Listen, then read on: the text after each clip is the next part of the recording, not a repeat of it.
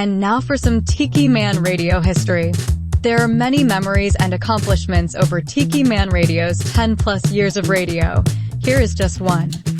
In 2019, Tiki Man Radio teamed up with the River City Parrot Head Club to help organize a charity raffle to raise money for needy families in Chattanooga.